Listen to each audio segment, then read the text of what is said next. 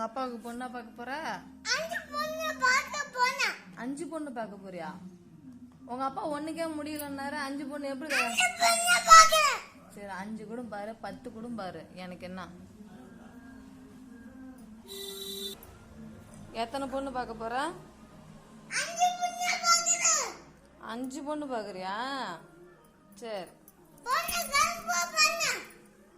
போனை கட் பண்றதா? நான் ஒன்னும் வீடியோ இடம் எடுக்கல. வீடியோ எடுத்து ஒன்று யாருக்கும் அனுப்ப போறதில்ல. உன் மோரக்கட்டையெல்லாம்